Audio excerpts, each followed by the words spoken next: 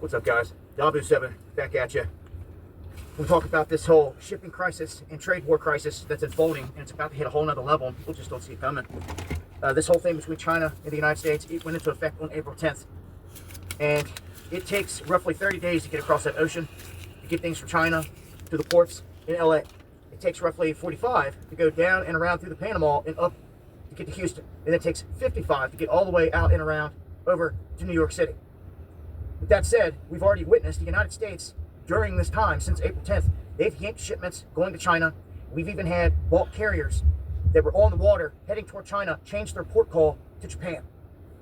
So what this means is people are in for a rude awakening. And this is about to crush our trucking industry by design once again.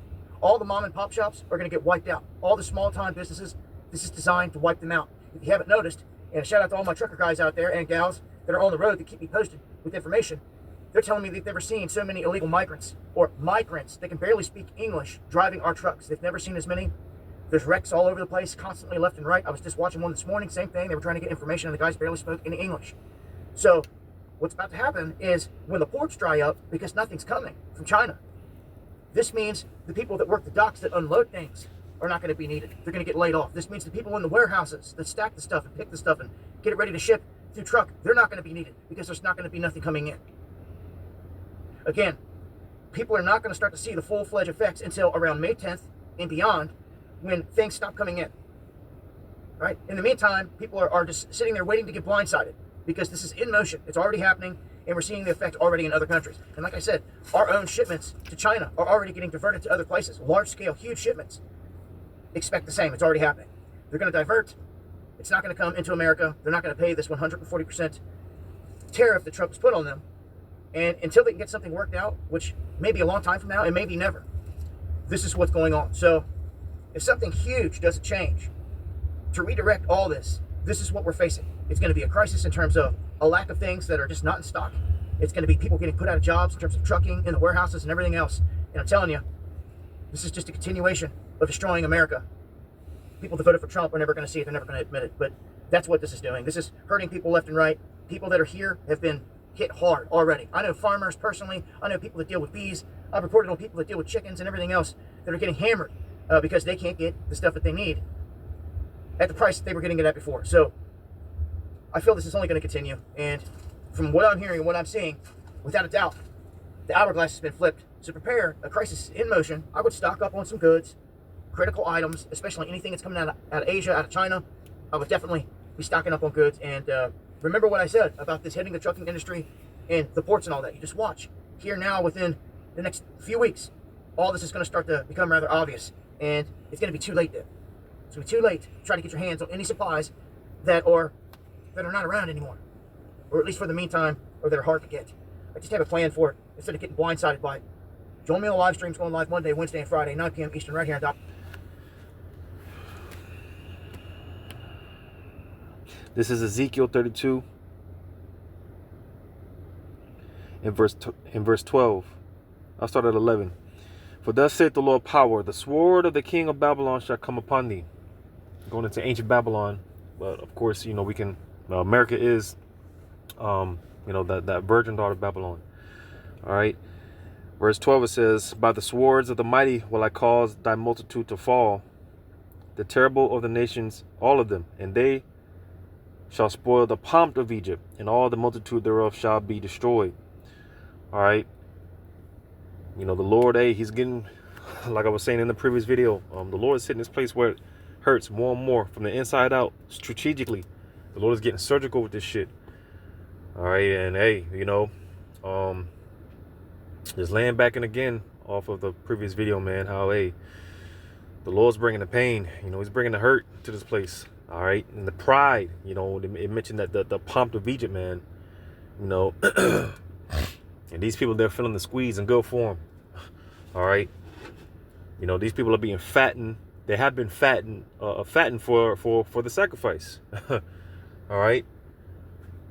Because that's what America is, man. I'm going to go to this in Isaiah 19. Actually, no, that's not. That's not Isaiah 19.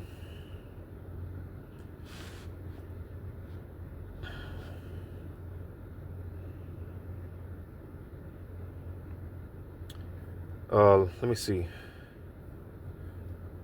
because it does talk about in Isaiah 19 that altar.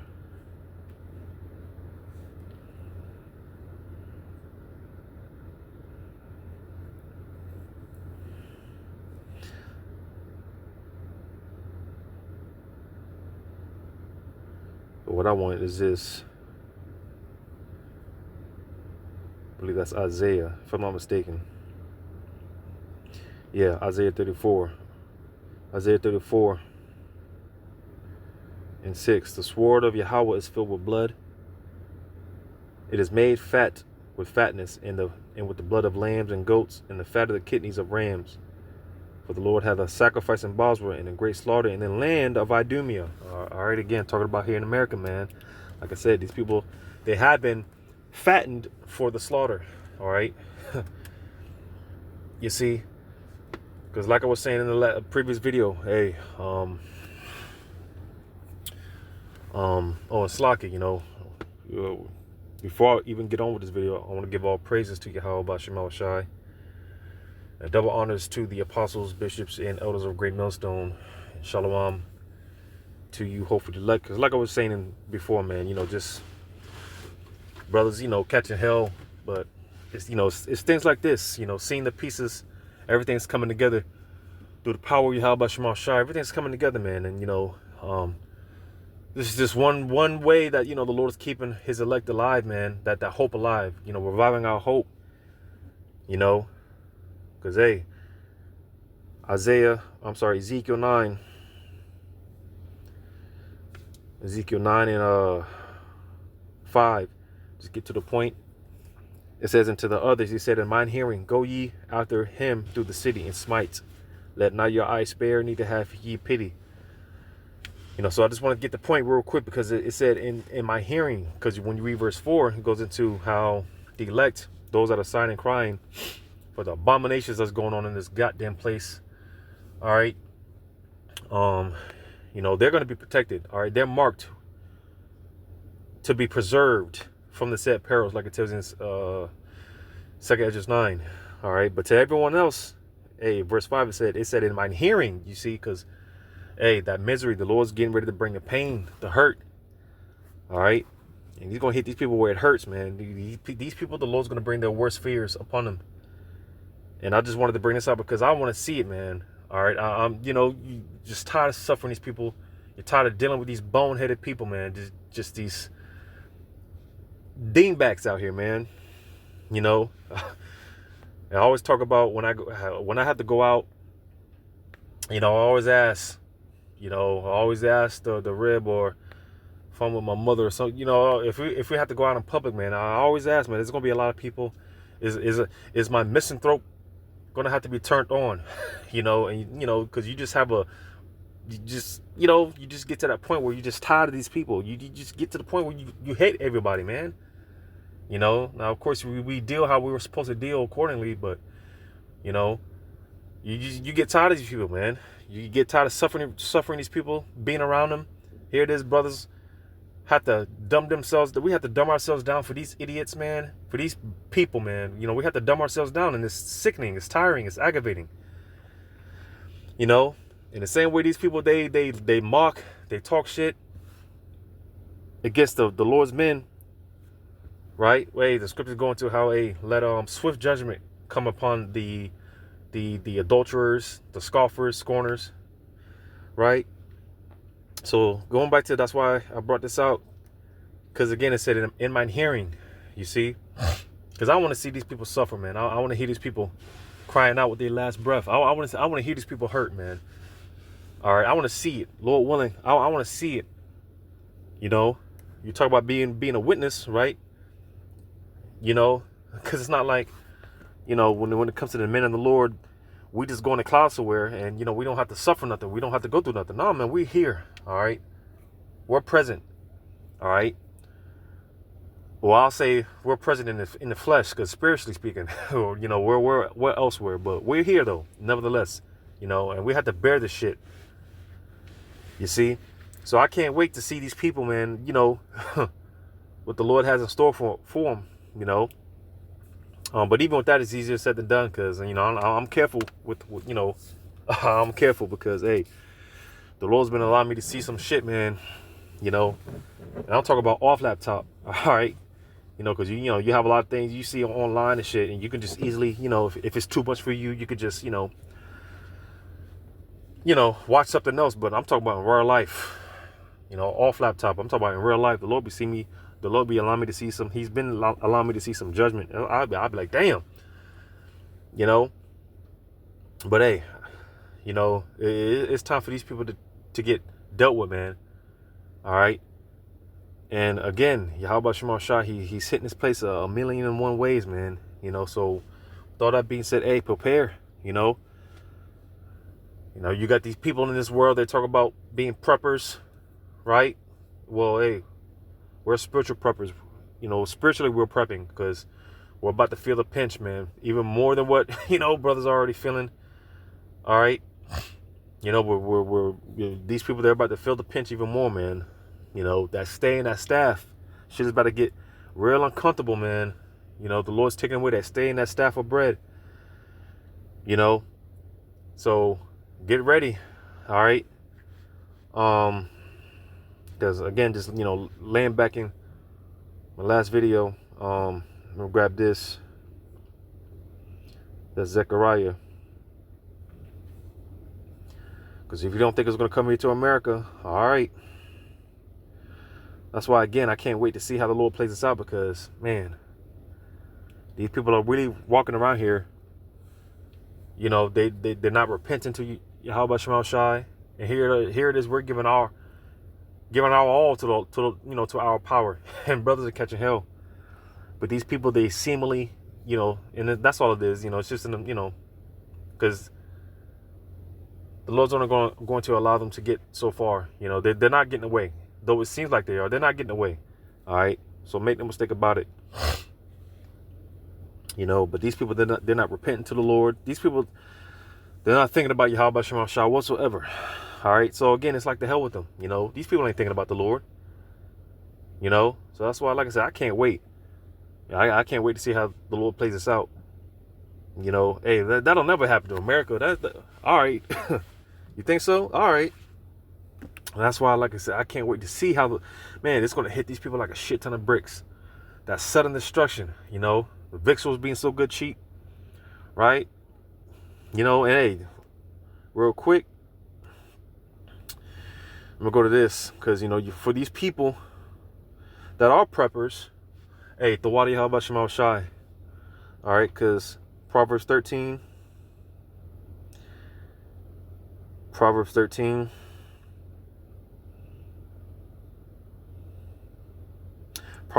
and 22. A good man leaveth an inheritance to his children, to his children's children.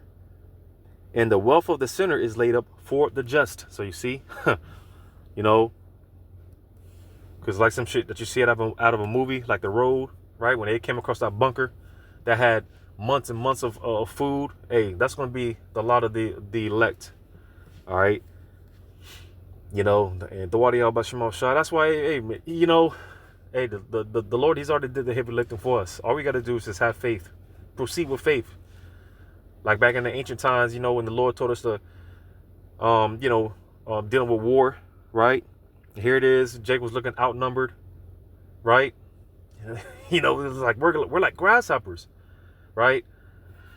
You know, the Lord already had the details worked out. You know, he already did the heavy lifting. All we have to do is show up in faith. All right? The Lord already did the heavy lifting. So that's why I say, hey, to these preppers, the water, how about Shemal Shai? The water.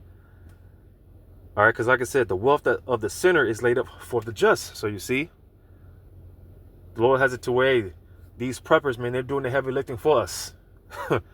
So the water, how about Shemal Shai? You know, because these cats, man, they have plans A through Z, you know, but you're not even going to make it out of plan A when it's all said and done for real. You ain't even going to make it out of plan A. But hey, you don't even know. These people don't even know that they're reserving all that, storing all that up, doing all the heavy lifting for us. Lord willing, we are that number. They don't even know it. You know, but nevertheless, you know, it wouldn't hurt to you believers, man, to get an extra case of water, or whatever the case may be, get an extra few cases of beans or whatever, it wouldn't hurt, because yeah, we're about to feel that squeeze. All right. So now I'm gonna go to this in not Revelation, Zechariah 14 again, because I originally wanted to tie this into the previous video, but I didn't want to make it too long. Zechariah 14.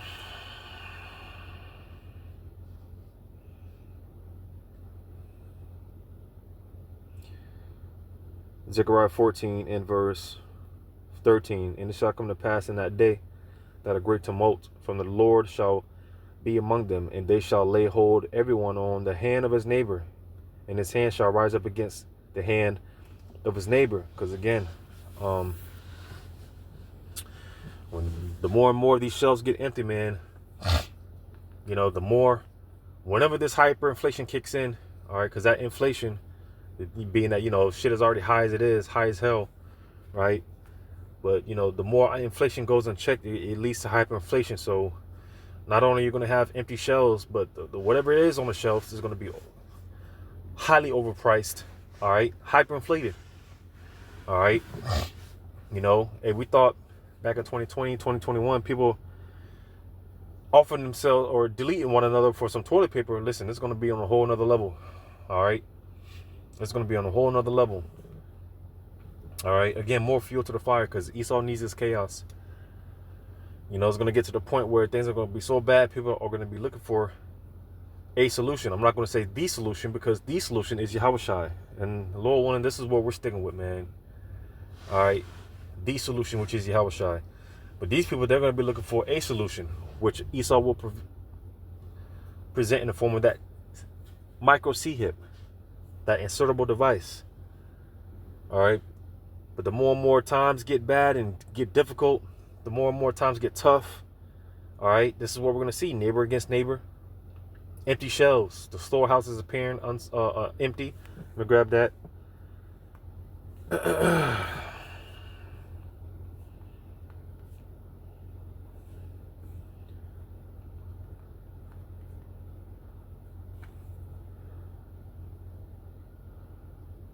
Man, more people are about to be out of work, which talks about that in the second edges. I'm sorry.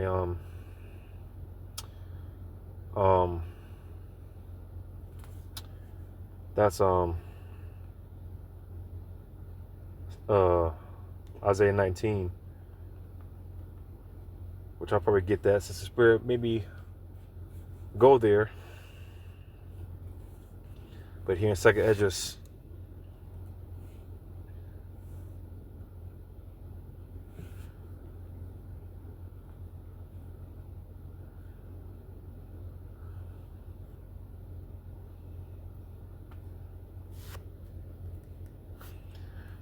second edges 6.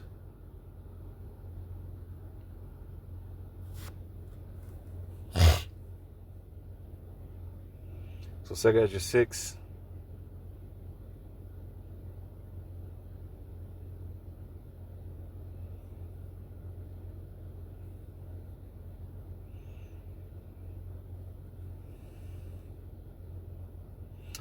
Let's start at verse 19. And this is the Spirit. Second Edges 16. I'm sorry, Second Edges 6 and 19. It says, and we'll begin to make inquisition of them. Matter of fact, verse 18. And it said, behold, the day is come that I will begin to draw nigh and to visit them that dwell upon the earth. And so you see, the Lord is visiting the earth right now. All right.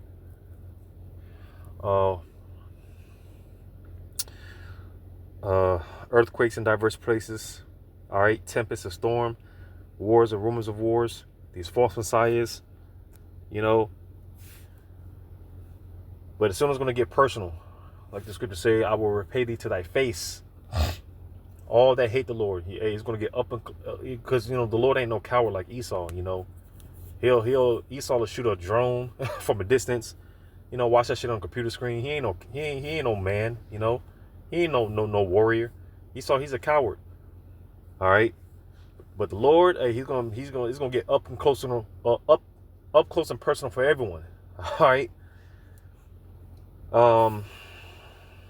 So like I said, the Lord right now, he's visiting the world.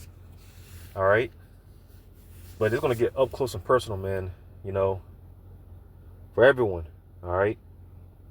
That's why, hey, the scripture say, man, who basically, roughly paraphrasing, who could come before the throne boldly? You know. And the answer to that is the elect. Now, of course, it's a thing of humility, you know, because, hey, and that's why, you know, we got to give it our all, because, hey, I always use this comparison. You know, when those cooking shows, when they have only but a certain amount of time to, you know, make a certain dish, you know, and when that time runs out, as soon as that clock hits zero, what do? They step back and put their hands up, you know, and that's like in the elect. When the Lord shuts this thing down, hey, you know, it's just going to be one of those things. Hey, I did my best. You know, I did my best. And, you know, we have confidence, all right, because we are on the right track, you know. We are on the right track, all right. That's going to be made known in that day, you know, but, hey, you know, we have confidence, man. So that's why in that day, hey, again, the elect are going to be able to, hey, you know, this you gave me this talent, and this was, you know, hey, you know, this was the fruit thereof. You know, I did my best. Hey, that's all the Lord asked for. You know, that's all the Lord asked for at the end of the day. You see, so hey, again, man, you know, the elect at the end of the day have nothing to worry about. At the end of the day, the elect have nothing to worry about. But for these people, the hell with them. Reading on, verse 19, and will begin to make inquisition of them, what they be that have hurt unjustly with their unrighteousness, and when the affliction of Zion shall be fulfilled, and when the world that shall begin to vanish away shall be finished. So you see, because, hey, everyone's trying to get back to you know, before 2019, right?